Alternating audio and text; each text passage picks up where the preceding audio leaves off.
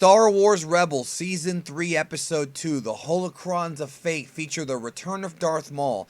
And I must say I'm a little surprised that they would bring Darth Maul back so early in the season, but after watching the episode, I must say that I do believe that this is going to be the beginning of a longer character arc for Darth Maul, and that we haven't seen the last of him in Star Wars Rebels. So the episode pretty much begins with Ezra and Kanan having a discussion where Ezra is asking Kanan about the Sith Holocron and what Kanan did with it, because Ezra believes that the Sith Holocron might actually be able to unlock the key to defeating the Sith. Of course, Kanan got rid of it, which we're going to get to a little bit later on. So Ezra and Kanan find an attacked ship, and the only passengers left alive are a rebel passenger, it looks like a rebel soldier, and an R2 unit. He tells them, of course, in his dying words that they were attacked by a red blade, and they assume it's an Inquisitor, but no.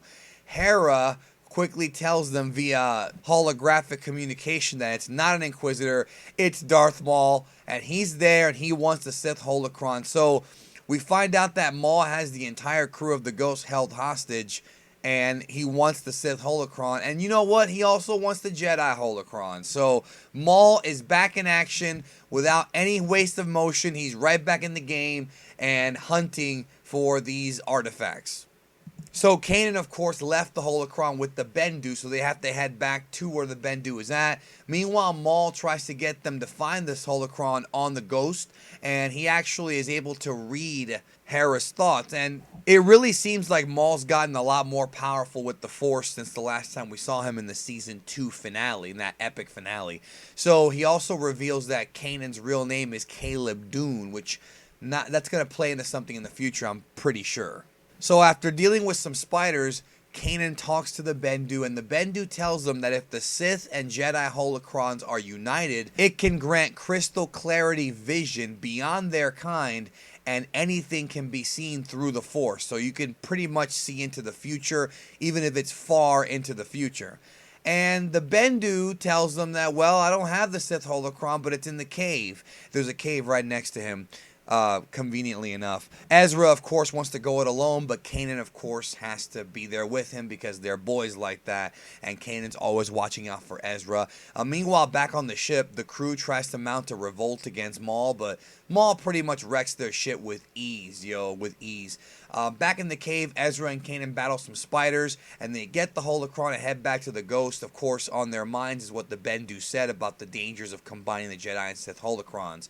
This superior knowledge, so to speak. And I do wonder if this is going to end up tying into a future episode. In fact, I'm willing to bet that this is going to happen again, probably in the season finale, but I could be wrong about that. I could be wrong. So Kanan and Ezra, the two heroes who I've said before seem to be the most interesting characters of this whole series, head back to the ship to make a rescue. And there's this really awkward scene that kind of bugged me about this episode, where Maul pretty much tries to kill Kanan by sending him into space. Now, this bugged me because even though Star Wars is in a galaxy far, far away, and even though there are things that happen in Star Wars that are magical and mystical and really have no explanation, one thing that Star Wars has done with all the films and other material is that they've kept the physics of space still there.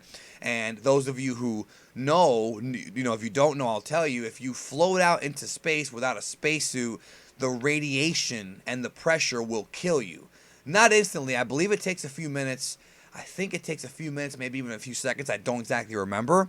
But going out into space without a spacesuit, you're pretty much dead. And Star Wars has made it a point that anybody who's in space who's a humanoid can't survive. And to me, this kind of suspended my disbelief, and it did kind of bug me. Let me know in the comment section down below if this bugs you, or if you're just okay with it. I mean, if you're okay with it, it's not a big deal, but it did take away from this episode. The big climax of the episode is Ezra and Maul talking about opening up the combined holocron, and Ezra's pretty much seduced into opening it up to see if he can get a clue about destroying the Sith, to get revenge for his mom and dad. So that, of course, is giving us more clues that Ezra still seeks vengeance, even though he really shouldn't.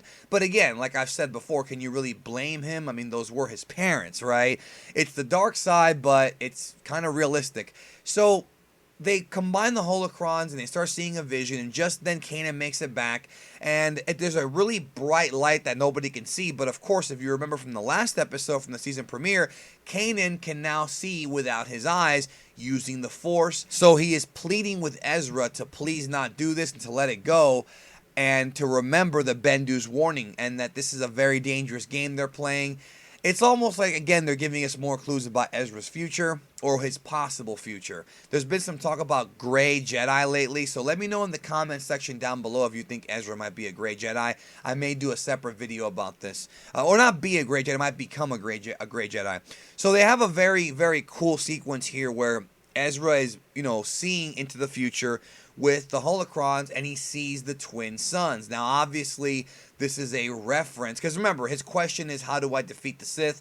And it's obviously a reference to the twin sons of Tatooine, aka Luke Skywalker. So the holocrons, I really like it when Rebels does this, when they have homages to the different films. And Ezra's pretty much seeing that the key to defeating the Sith is Luke Skywalker on Tatooine, and that is what happened in Return of the Jedi. The Sith are destroyed, and if those of you who are probably wondering what about Kylo Ren and Snoke, well, those are not Sith. J.J. Abrams made it very clear that those two characters are not Sith, but they are dark side users. The Sith were destroyed by the combined efforts of Luke Skywalker redeeming Anakin Skywalker. So the twin sons, I really love that sequence. Ezra sees a whole bunch of visions, breaks it, of course. Darth Maul, however, he also sees visions. And the episode ends with Darth Maul escaping on his ship saying, "He lives, he lives." That's pretty much the end of the episode. He's just in shock that somebody lives. Now, obviously, well, maybe it's not obvious, but I'm pretty sure that he's referring to Obi-Wan Kenobi. He could be referring to Yoda. I don't think so, because obviously Maul and Obi-Wan Kenobi have a much stronger connection. Because, Obi-Wan cut him in half. But it could be somebody else. Maybe it's Vader. I don't think it's Vader either, or the Emperor, because obviously Maul would know the Emperor's still alive. It has to be Obi-Wan Kenobi. Maul probably assumed that he was killed in Order 66. Now he knows he's alive. Is this going to lead to seeing Obi-Wan in Star Wars Rebels? Let me know your thoughts down below in the comments. I'd love to hear what you have to say about it. And is this going to lead to a possible rematch between Maul and Obi-Wan? That could be a great episode to watch as well. And the episode pretty much ends with Ezra kind of telling Kanan that he saw a bunch of visions that he didn't understand. And he probably won't understand. But we all understand it because we've seen the movies and Ezra hasn't. So overall, even though this episode had a couple of things that I didn't like, as far as the fact that there's like a cave next to the Bendu was kind of too convenient.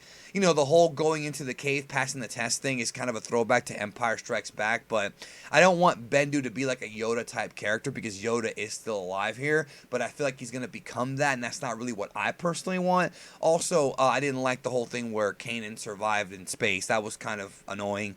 But other than that, I love the episode. I love the Jedi Sith lore building. I love the mystery of the holocrons, and I love the references to the old trilogy. I had fun watching this. Let me know what you think, and if you like this video, this review, go ahead and subscribe to Geekdom 101. I bring you Star Wars content. I also cover Dragon Ball, and I cover other stuff, video games, just anything that I personally love. But my two favorites are Star Wars and Dragon Ball, and so far Rebels is so much fun to watch every week. Anyways, I will talk to you guys down the road.